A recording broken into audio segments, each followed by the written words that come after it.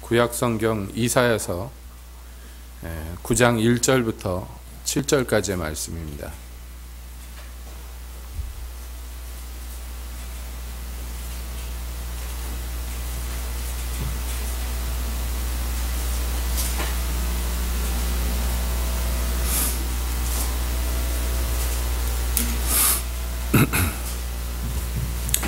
이사야서 제9장 1절부터 7절까지의 말씀 함께 보시겠습니다.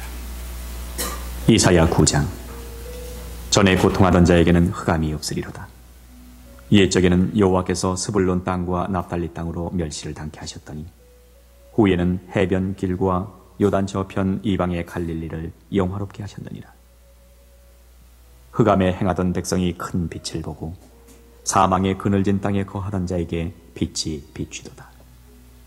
주께서 이 나라를 창성케 하시며 그 즐거움을 더하게 하셨으므로 추수하는 즐거움과 탈취물을 나누는 때의 즐거움같이 그들이 주의 앞에서 즐거워하오니 이는 그들의 무겁게 맨 멍에와 그 어깨의 채찍과 그 압제자의 막대기를 꺾으시되 미디안의 날과 같이 하였음이니이다.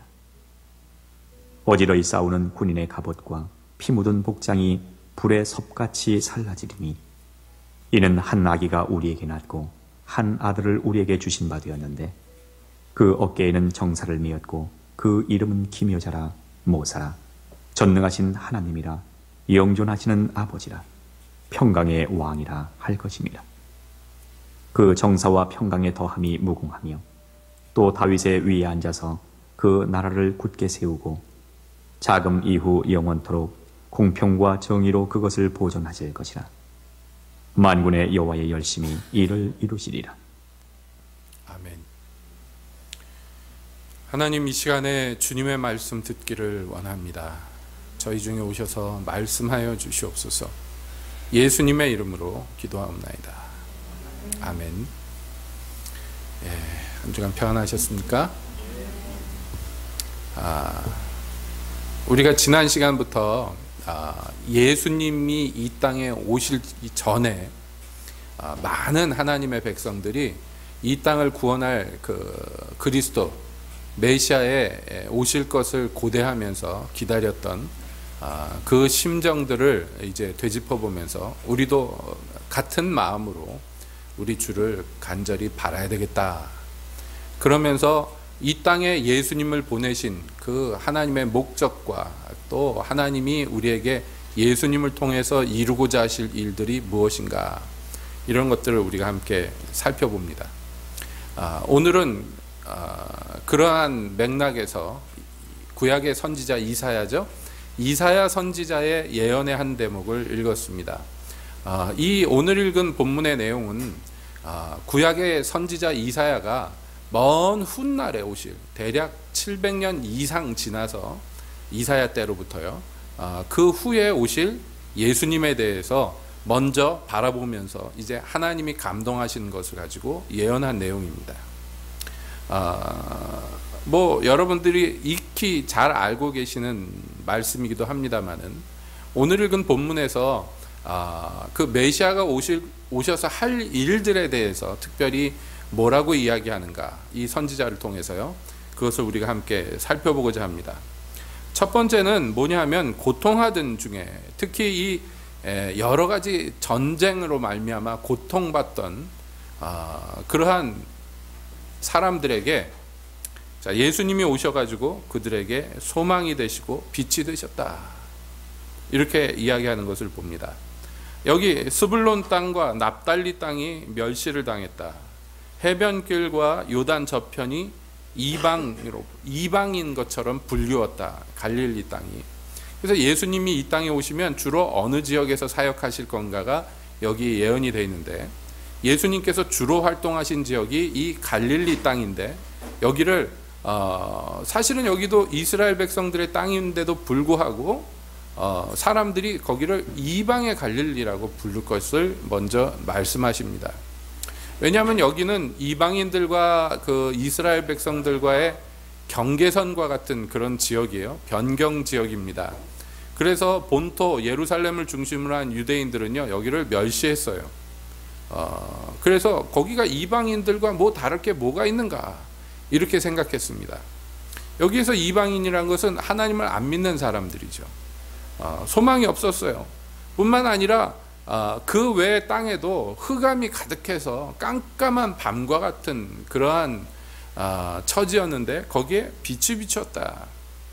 사망의 이 어두운 땅에 있는 자들에게 빛이 비추었다. 그래서 그들에게 행복감, 즐거움을 주신다. 왜냐하면 그들이 그전에는 어떻게 살았느냐 하면 무겁게 맨 멍에, 그리고 어깨에 채찍질이 떨어지고 압제자가 몽둥이로 막 두드려 패고 마치 그렇게 노예처럼 살던 비참지경이었다는 얘기예요. 근데 거기에 이제 예수님이 오셔서 구원자로서 역사를 일으키신다. 뿐만 아니라 거기는 이제 군인들이 서로 죽고 죽이는 아주 피 흘리는 전쟁터였는데요. 그것들을 주님께서 다 불살라서 없이 하신다. 메시아가 오면 이렇게 될 것이라 이렇게 약속하는 거예요. 이 모든 일들이 일어날 것에 대해서 말하면서 이유를 이렇게 얘기합니다. 이는 한 아기가 우리에게 낳고 한 아들을 우리에게 주신 바 되었는데 라고 얘기합니다. 이게 누구 얘기인지 아시겠죠? 앞으로 오실 이사야가 볼 때 앞으로 올 예수님에 대한 이야기예요. 한 아기가 이 땅에 태어날 거예요. 그 아기는 아들인데 이 땅에 태어날 거예요. 근데 그가 왔을 때 그가 어떤 존재로서 오느냐 하면 어깨에 정사를 메었고 이렇게 돼 있어요. 여기 정사라는 것은 7절에도 나옵니다. 그 정사와 평강의 더함이 무궁하다. 이 정사는 뭐냐면 다스리는 권세를 의미합니다. 즉 이분이 뭘로 왔느냐 하면 왕으로 오셨다 이렇게 얘기하고 있어요. 왕으로 오셨는데 그 이름은 그러면서 이제 오실 메시아의 이름을 얘기하는데, 이름이라는 것은 특히 구약 성경에서 이름은 그 사람의 본질을 설명하는 중요한 그런 호칭입니다. 그러니까 그분의 이름은 뭐냐 하면 기묘자, 모사, 전능하신 하나님, 영존하시는 아버지, 평강의 왕 이렇게 되어 있어요.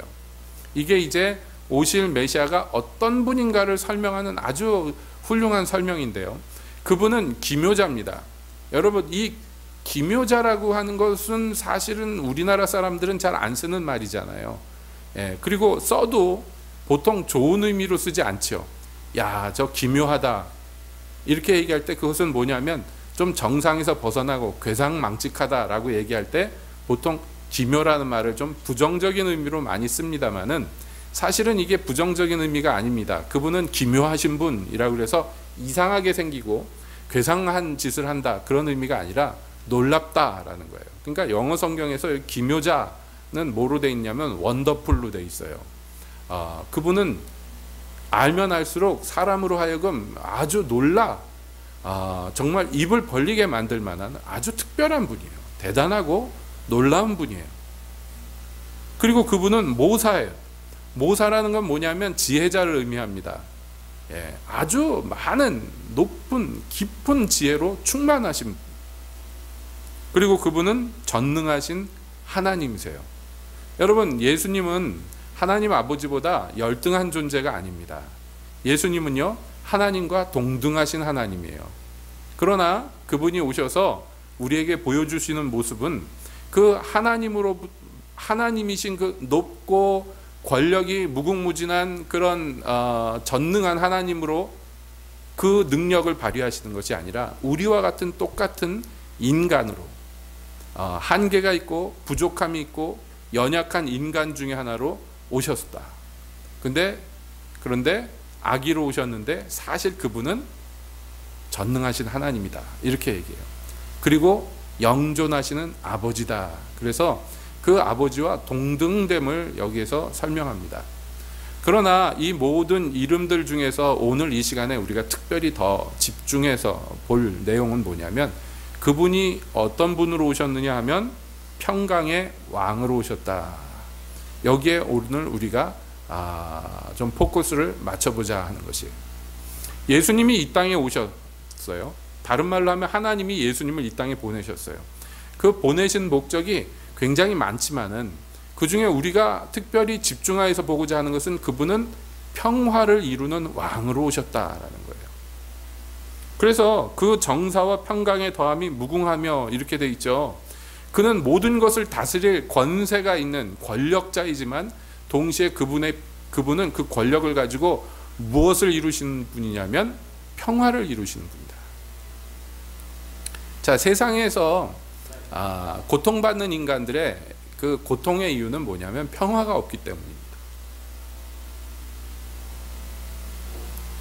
그러면 여러분 생각해 봅시다. 평화가 없는, 인간 세상에서 평화가 없는 이유는 무엇일까요?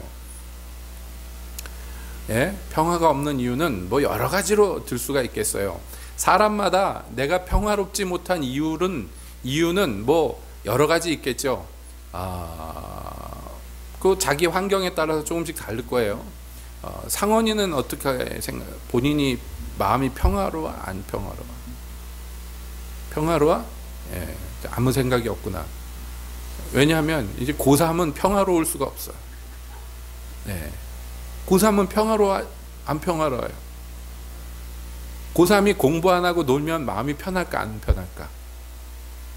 안 편해. 그러면 열심히 공부하면 마음이 편할까, 안 편할까? 안 편해. 고3은 마음이 편안하면 이상한 애예요. 그죠? 이상한 어떠냐? 이제 고3인데 평화로워? 예, 역시 이상한 상원이에요. 상원이 이상한 것은 아기 때부터 이상했으니까 뭐 일관되게 이상합니다만은, 일반적으로 아이도 나름대로 평화롭지 않은 이유가 있어요. 그렇죠? 고민거리가 있고 낙심할 만한 일들이 있습니다. 아마 우리 군인 아저씨도 나름 평화롭지만 또 평화롭지 않은 이유도 있을 거야. 그지? 예, 뭐가 있을까? 예, 후임들이 속썩여요? 아니면은 막 골통 같은 고참이 있어요? 지휘관이 속을 새겨요? 막 별의별 이유가 다 있어요. 군인이면 그냥 하루 밥 3끼 꼬박꼬박 나오고 시간 되면 재워주고 시간 되면 깨워주고 편할 것 같지만 그렇지 않아요. 예, 그렇지 않습니다. 여러분, 남자들이 TV 보다가 한결같이 깔깔대고 웃는 장면이 있대요. 예, 그러면서 인터넷에 누가 올려놨는데 그 장면이 뭐냐 그랬더니 훈련소에서 훈련받는 훈련생들이 나와서 밑에 자막에 어떻습니까? 훈련소 생활이, 그러니까 뭐 어쩌고 저쩌고 인터뷰하는데 밑에 자막이 훈련소 입소 2일째 뭐 이런 거 나오면 그거 보면 남자들이 흐뭇하대요, 마음이. 아유, 핏덩어리들. 왜냐면 자긴 군대 갔다 왔거든. 이제 훈련소 이틀 됐대 하면서 자기들끼리 웃어요. 고통스러운 거예요. 여러분, 평화가 없다는 것은 고통스러운 것입니다. 어른이고 아이고 할 것 없이 자기 환경에서요 완전히 만족하는 사람이 없고 고민거리가 없는 사람이 없고, 그리고 정말 만족한 평화를 누리는 사람이 과연 세상에 있을까요? 없어요.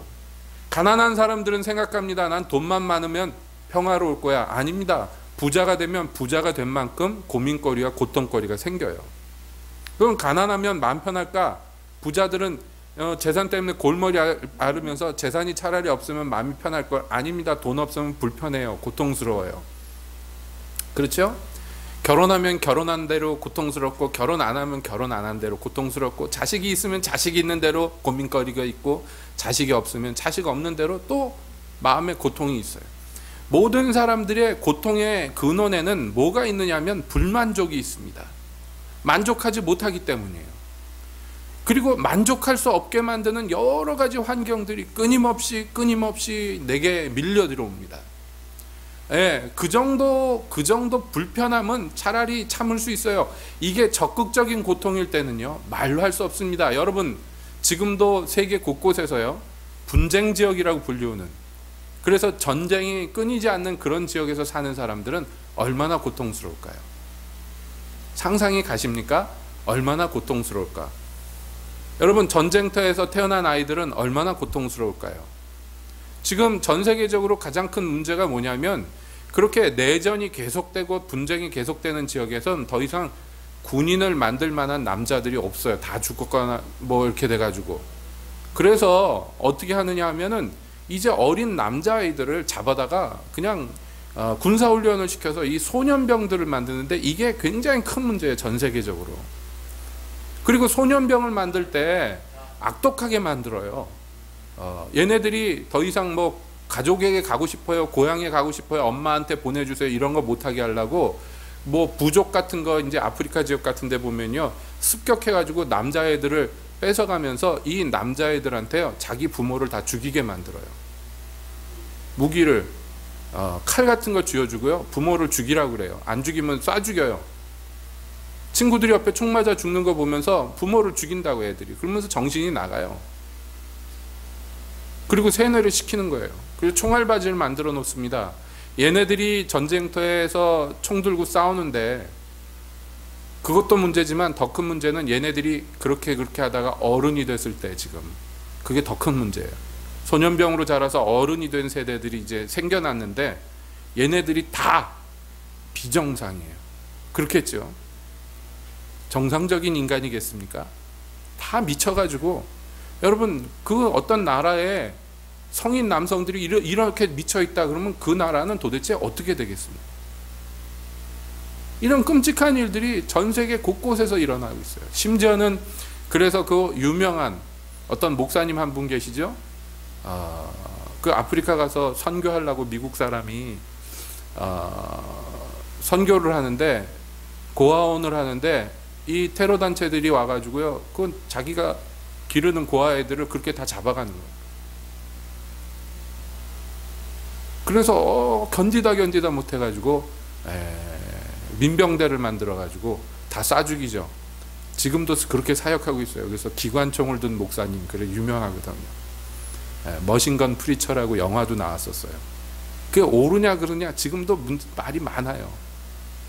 내가 성직자로서 총 들고 싸우는 게 옳지는 않지만 그렇다고 애들을 눈앞에서 보이는 그렇게 뺏어가는데 그 뺏길 수는 없다 그래가지고 싸우는데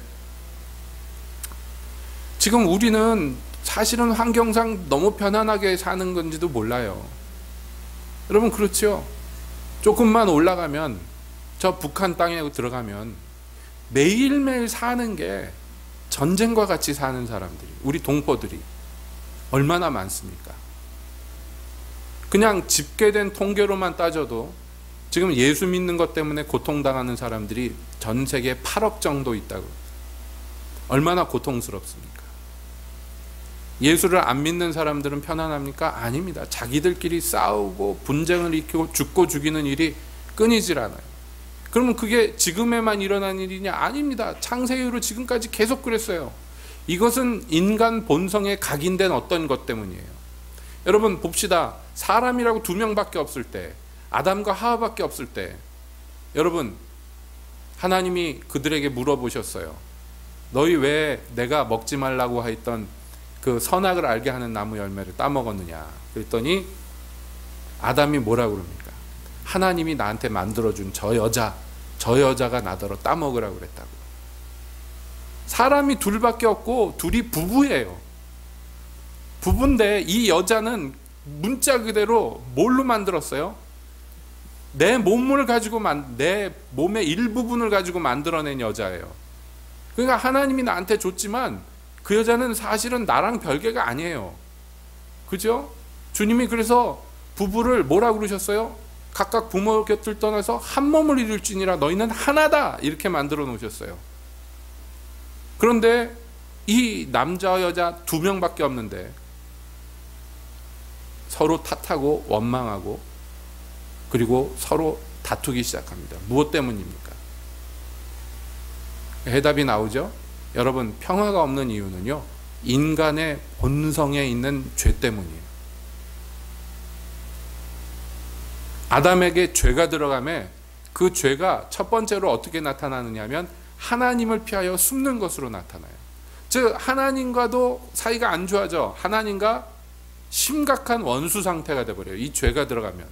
그래서 지가 알아서 피해요. 지가 알아서 숨어요. 하나님이 노하지도 벌을 내리지도 않는데 자기가 하나님의 낯을 피해서 숨습니다. 하나님과 인간 사이가 평화가 없어졌어요. 깨뜨려져 버렸어요. 그 다음에 죄가 들어오니까 사람과 사람 사이가 깨져버렸어요. 설사 자기 아내가 정말 이 죄를 짓는데 앞장섰다 할지라도 남편은 그것을 감싸주고 그쵸 보호해줘야 되잖아요. 그런데 여자에게 밀어버려요. 자기 아내에게 다 책임을 밀어버려요. 그게 사실인지도 모르지만은 그러나 그것은요, 죄 때문에 일어난 일입니다. 그래서 에덴 동산에서 쫓겨난 이 인간들이, 여러분, 아들을 둘 낳았어요. 아담과 하와 사이에 아들이 둘이 나왔어. 근데 이 두 아들에게 일어난 일이 뭡니까? 한 아들이 다른 아들을 시기해서 죽이는 일이 일어났어요. 이제 1세대가 지나갔어요. 죄가 들어오고 한 세대가 더 생겼는데 바로 뭐가 나오냐면 살인이 생겨요. 여러분, 이것은 어떻게 보면 우리 인간 역사를 축약해서 보여주는지도 몰라요. 사람이 둘밖에 없는데도 서로 미워해요. 사람이 2명밖에 없는데도 한 편을 안 먹어요. 편이 갈라지고 다투고 싸우고 미워합니다. 왜냐하면 우리가 육체이기 때문이에요. 갈라디아서 5장에서 육체의 열매는 현저하니, 그러면서 이 죄된 육체, 인생에게 나타나는 것들을 설명하는데, 그게 뭐냐면 원수 맺는 것과 당 짓는 것과 살인과 시기와 미움과 다툼과 이런 거예요. 그건 다 뭐냐면 서로 미워하고 싸우고 갈라서는 거예요. 죄가 들어가니까, 죄인이 되니까, 죄된 육체를 가지니까 이게 끊이질 않아요. 거기는 아무 평화도 없어요. 여기 결혼해서 사시는 분들은 제가 얘기할 때 아마 뼈저리게 느끼실지 몰라요. 여러분, 막 미워하는데 결혼했습니까? 예? 상대방이 막 미운데 결혼했어요? 그럴 리가 없잖아요. 결혼할 땐 사이 좋았죠. 서로 사랑하니까, 뭐 특별히 무슨 막장 드라마 나오는 환경 아닌 다음에는 서로 좋아가지고 결혼을 하는 건데, 결혼해서 살다가 보니까 나중에 뭐라고 그러냐, 나이 들어서 원수라고 그래요. 원수. 뭐 옛날에 그거 있잖아요. 퀴즈 대회 하는데 할머니가 할아버지랑 나와서 문제 푸는데, 뭐 천생연분인가 뭐 그건데, 할아버지가 우리 사이, 그러니까 할머니가 평생 원수? 그래가지고선 사람들이 막 자지러지게 웃었는데 씁쓸합니다. 여러분, 이렇게 남녀가 서로 사랑해서 결혼을 해도 그 가운데 평화가 없는 게 얼마나 쉬워요. 평화가 깨지기가 얼마나 쉬워요. 인간은 결론적으로 얘기하면 인간과 인간 사이에, 또 인간과 하나님 사이에 평화가 없어요. 이게 세상이에요. 그냥 특별할 것도 없고 더 못할 것도 없는 그냥 일반적인 세상에서 일어나는 일이 평화가 없는 거예요. 이 모든 것들은 죄 때문에 일어난 일입니다. 모든 인간이 죄 아래 있기 때문에 일어나는 일이에요. 이것을 이제 하나님께서는요, 회복하기를 원해요. 그래서 어떤 왕이 오는데, 이 왕은 무엇으로서 그 나라를 구성하고 다스리실 것이냐 하면 평화로서 그 일을 이루실 거예요. 그 나라는 평화의 나라가 되게 하실 거예요. 그래서 누가 오셨어요? 예수님이 오셨어요. 여러분, 이 예수님이 오신 것은 우리에게 여러 가지 의미가 있지만, 오늘 우리가 보고 싶은 건 뭐냐면 평화를 주기 위해서 오셨다. 예수님이 탄생하실 것을 그 예언한 예언 중에서 또 유명한 예언이 있죠. 바로 미가서에 나오는 예언입니다. 미가서 5장 2절부터 보면 이렇게 돼 있어요. 베들레헴 에브라다야, 너는 유다 족속 중에 작을지라도 이스라엘을 다스릴 자가 내게로 나올 것이라. 그의 근본은 상고의 태초에니라. 이게 예수님이 어디에서 탄생하실 것인가를 예언하고 있어요. 근데 그분이 와서 뭘 할 것이냐? 그가 여호와의 능력과 그 하나님 여호와의 이름의 위엄을 의지하고 서서 그 떼에게 먹여서 그들로 안연히 거하게 할 것이라. 그 백성들을 평화롭게 거하게 만들어주겠다. 이 사람은 우리의 평강이 될 것이라. 바로 미가서 5장 5절에서 결론적으로 얘기해요. 그렇게 태어나 이 땅에 오실 하나님의 사자, 하나님의 종, 하나님의 임금님은 우리에게 무엇이 될 것이냐면 우리의 평화가 될 것이다. 여러분, 예수님이 탄생하시는 날 들판에서 양떼 틈에 자던 목자들에게 천사들이 나타나서 예수님 탄생을 고지하는데요. 사람들이 막 그 천사들을 보고 두려워 떠는데 천사가 이르되 무서워 말라. 보라, 내가 온 백성에게 미칠 큰 기쁨의 좋은 소식을 너희에게 전하노라. 그러면서 다윗의 동네 베들레헴에서 이제 너희에게 임금이, 구주가, 그리스도가 오셨다 하고 가르쳐 줍니다. 그러면서 찬송을 하는데요. 그 천군과 천사가 찬송하는 가사가 누가복음 2장 14절에는 이렇게 되어 있습니다. 지극히 높은 곳에서는 하나님께 영광이요, 땅에서는 기뻐하심을 입은 사람들 중에 평화로다. 누가요? 이 오신 예수님이 이런 존재라는 거예요. 하늘에는 하나님의 영광으로, 이 땅에 그 백성들에게는 평화로서 오시는 분, 그분이 누구냐? 예수님이에요. 평화가 없어 우리는. 그러나 예수님이 오셨을 때 그 땅 백성 된 자들은 무엇을 누리게 됩니까? 평화를 누리게 돼요. 예수님이 부활하신 다음에 그 제자들이 숨어 있는데 예수님이 나타나셨어요. 요한복음 20장에 보면 이날 곧 안식 후 첫날 저녁 때에 제자들이 유대인들을 두려워하여 모인 곳에 문을 닫았더니 예수께서 오사 가운데 서서 가라사대 너희에게 평강이 있을지어다. 이렇게 말씀합니다. 이 사람들은 지금 뭐가 없어? 평강이 없어요. 왜냐하면 두렵기 때문이에요. 예수님을 빼앗겼다고 생각하고 예수님이 죽어버렸다고 생각했기 때문에 절망했어요. 예수님이 나타나서 이들에게 처음 하신 말씀이 뭐냐? 너희에게 평강이 있을지. 예수께서 그들에게 손과 못자국과 옆구리에 창자국을 보여주신 제자들이 보고 기뻐하는데 예수님이 이렇게 또 얘기하십니다. 예수께서 또 가라사대 너희에게 평강이 있을지어다. 아버지께서 나를 보내신 것 같이 나도 너희를 보내노라. 이렇게 말씀합니다. 여러분, 우리가 이 땅에서 그리스도의 군사로 설 때 말이죠, 그 그리스도의 군사로 선 사람을 사도는 뭐라고 얘기하냐면 군사라고 얘기하고, 그렇기 때문에 너희는 무장을 해야 된다, 갑옷을 입어야 된다. 그래서 구원의 투구니 의의 흉배니 진리의 허리띠니 쭉 설명을 하는데, 이 사람들 그리스도인들이 신발을 신었어요. 신발의 이름이 뭡니까 여러분? 혹시 아십니까? 복음의 신발인데 더 정확하게 얘기하면 평화에 예비된 것으로 신은 복음의 신발이에요. 그러니까 이 사람들이 그 발로 걷는 데마다 이 복음이 전파되는 건데, 이 복음은 무슨 복음이냐면 평화의 복음이에요. 우리는 그 평화의 복음을 준비해서 그래서 신발로 신어야 된다고 얘기해요. 그러니까 그리스도의 복음은 근본 무슨 복음이냐? 뭐 여러 가지로 이름 붙일 수 있지만 성경에서는 평화로 만들어진 복음, 평화라는 요소로 구성된 복음이라고 얘기해요. 복음이 전파되는 데마다 이 평화가 전파되는 거예요. 여러분,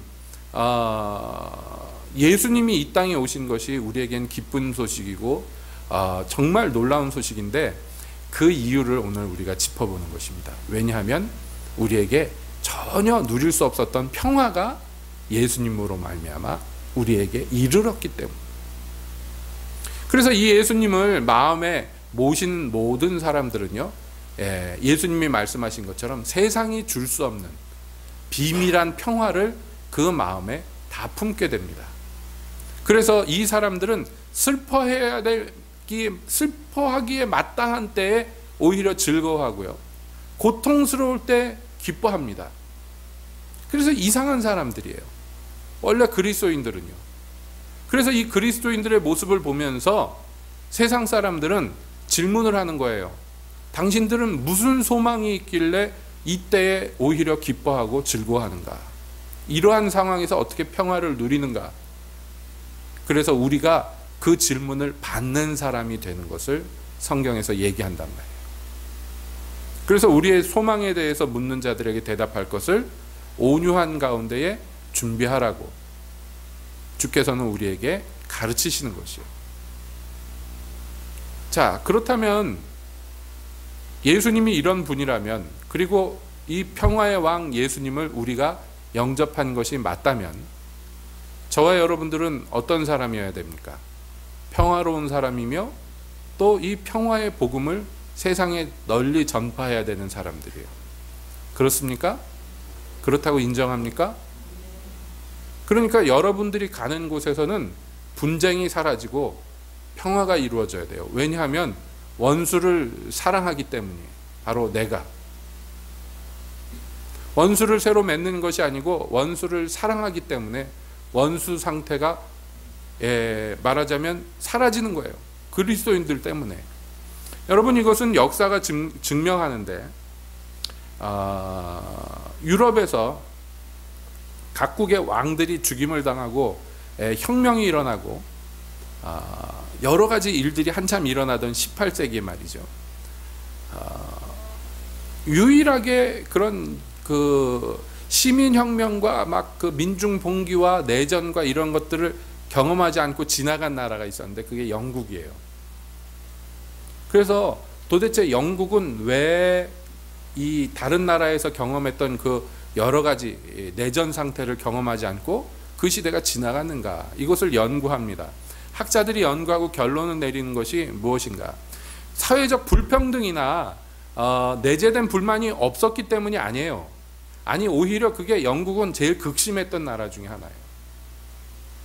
여러분, 그 당시의 상황을 역사책에서 기록하고 그런 것들을 옛날엔 사진이 없으니까 그림 같은 사파로 많이 그려놨는데 그때 영국 사회를 묘사한 그림 중에 제가 인상 깊게 봤던 장면이 있어요. 뭐냐면 그 즈음에서 어떤 발명품이 새로 나왔는데 그게 술인데 럼주였어요. 여러분 들어보셨죠? 럼주라는 게.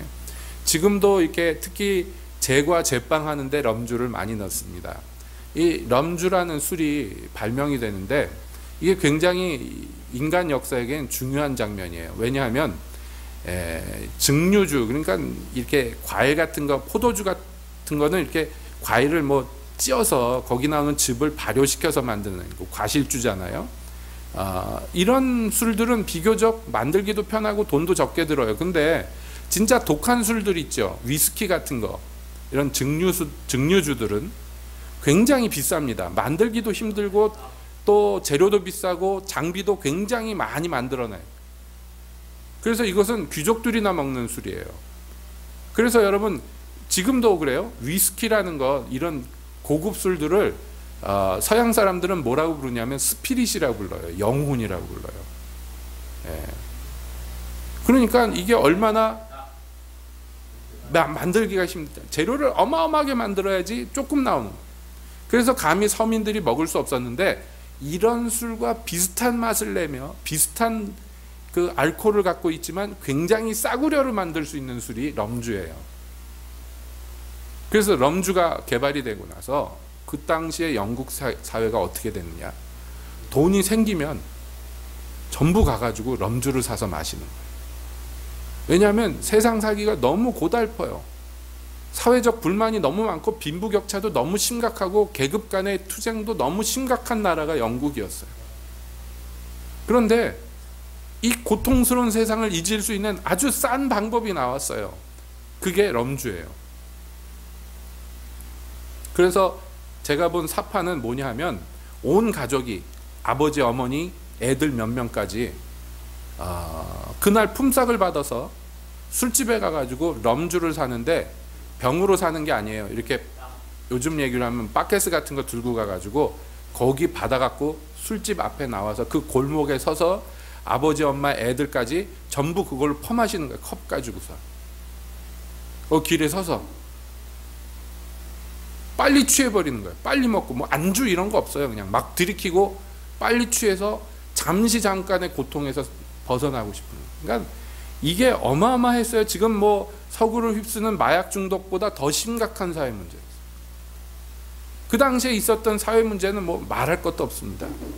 그런데 이게 그렇게 극심했던 문제가 너무너무 많았던 그 사회가 어떻게 시민혁명을 안 겪고 그냥 지나갔느냐, 유혈 상태가 안 났느냐. 역사학자들이 얘기합니다. 그때 그 시기에 부흥이 있었기 때문이다. 감리교 부흥이 일어났어요. 요한 웨슬레, 휘트필드 이런 목사님들이 주도하는 대부흥이 일어났어요. 그래서 복음이 전파되는데, 복음이 전파되니까 환경이 뭐 바뀐 거 없어요. 여전히 고통스러워요.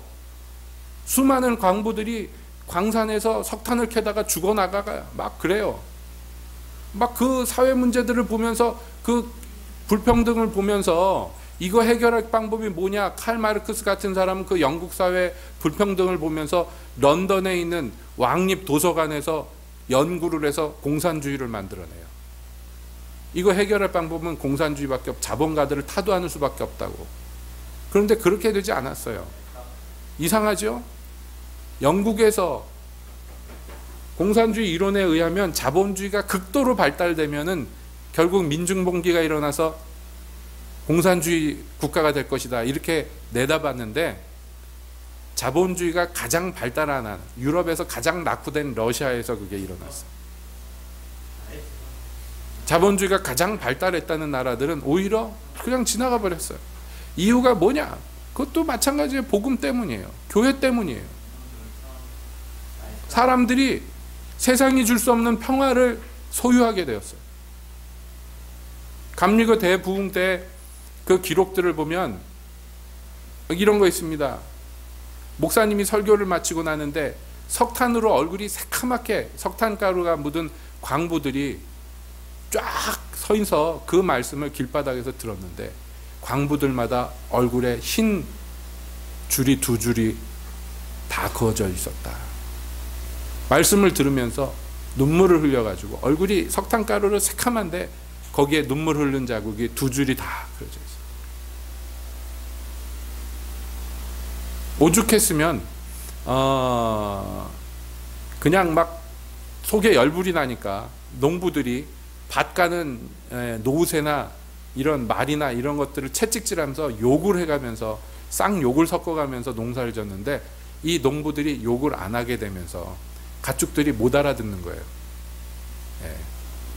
우리 같으면 이랴 가고 워워 그러면 서고 그래야 되는데, 이걸 전부 욕으로 했었대요. 사람들이 막 욕을, 영어 욕으로 이 가축들을 평생에 가르쳤던 사람들이 욕을 어느 날 갑자기 안 하게 되면서 이 가축들이 조종을 못 받는 거예요. 정말 우스운 일이지만 그런 일들이 일어났어요. 그 당시에 신문 기사를 보면 무슨 기사들이 나왔냐면, 경찰들이 할 일이 없어가지고 범죄가 안 일어나니까 경찰서에서 모여가지고 뭐 했냐면 합창단을 만들어서 성가대를 만들어서 성가 연습을 열심히 해가지고 신문에 광고를 냈어요. 무슨 경찰서에서 광고를 냈는데, 불러만 주시면 어디 가서든지 찬양으로 봉사하겠습니다, 뭐 이런 거. 감옥에 죄수가 없어서 간수들이 실직자가 되고. 여러분, 평화가 임했어요. 문자 그대로 평화가 임할 수 없는 상황에서 평화가 임했어요. 그것은 이 평화의 복음의 위력을 우리에게 가르쳐 주는 것입니다. 하나님이 자기 백성들에게 평화를 주기를 얼마나 원하시는가. 여러분, 성경에서 보면 하나님의 마음에 가장 들었던 인간, 하나님의 마음에 가장 마음에 들었던 인간 중에 하나가 다윗이죠. 그런데 다윗이요, 내가 하나님을 위해서 성전을 지어야 되겠다 마음을 먹었는데 하나님이 짓지 말라 그래요. 이상한 일입니다.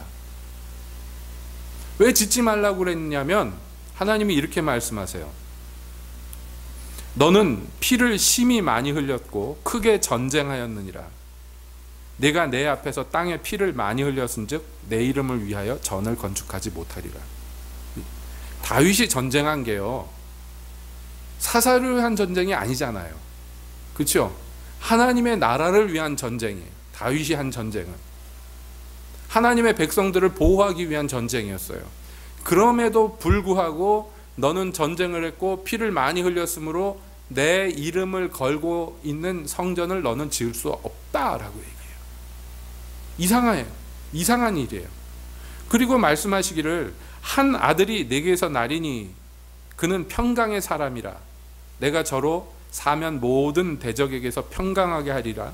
그 이름을 솔로몬이라 하리니 이는 내가 저의 생전에 평안과 안정을 이스라엘에게 줄 것임이니라. 이거 솔로몬 태어나기 전에 하신 말씀이 하나님이. 이 성전은 누가 질 거냐 하면 내게 주는 아들이 질 건데 그는 평화의 사람이에요. 그래서 이름도 주셨는데 이름이 솔로몬인데, 솔로몬이란 이름은 뭐냐면 평화예요. 이름 자체가 평화예요. 평화. 그래서 여러분, 제 친구 중에 목회하는 친구가 있는데, 큰아들을 낳기 전에 하나님이 말씀을 주셨어요. 뭐라고 그랬냐면, 네 아들은 여디디아와 같은 아들을 주리라. 하나님이 약속을 주셨어요. 여디디아는 솔로몬이 태어나기 전에 받은 이름 중에 하나입니다. 하나님에게 사랑을 받는 자라는 뜻이에요. 그런데요, 아들을 낳았어요, 진짜로. 근데 이름을 여디디아라고 안 짓고 뭐라고 지었겠어요, 여러분 같으면?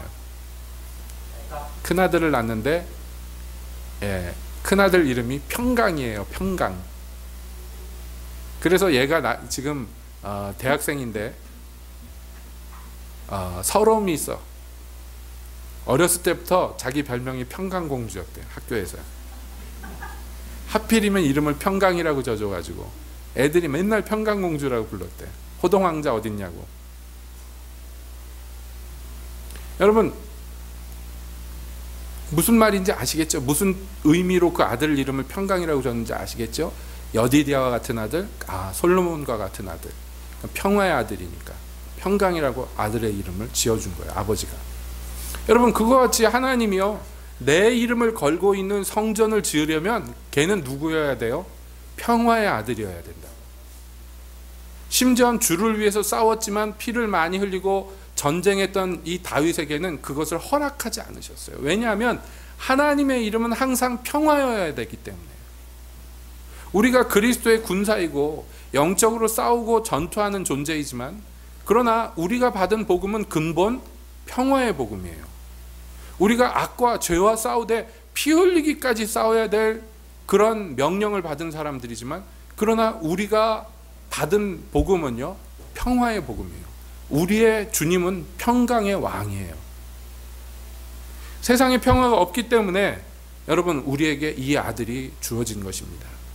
이 아들을 구주로 받고 이 아들을 통하여 평화의 복음을 받은 우리는 그러므로 평화의 복음의 사자로서 나타나야 돼요. 그래서 예수님도 말씀하셨어요. 화평케 하는 자는 복이 있나니 그들은 하나님의 아들이라 일컬음을 받을 것이다. 여러분, 하나님의 사람으로 인정받는 것은 우리가 평화를 이루는 사람이에요. 그러므로 여러분 잊지 마십시오. 여러분이 있는 곳에, 가는 곳에 평화가 이루어져야 돼요. 분쟁과 다툼이 있던 곳에 여러분들이 가서 평화를 이루어야 돼요. 근데 이 평화는 어떻게 이루느냐? 마지막으로 그 평화의 왕이신 예수님이 어떻게 우리에게 평화가 되셨는지 성경은 이렇게 얘기합니다. 그가 찔림은 우리의 허물을 인하며 그가 상함은 우리의 죄악을 인함이라. 그가 징계를 받음으로 우리가 평화를 누리고 그가 채찍에 맞음으로 우리는 나음을 입었다. 성경이 그렇게 얘기해요. 예수님이 우리에게 와서 주신 평화는 야 너희들 평화롭게 살아 라고 해서 평화가 된 게 아니에요.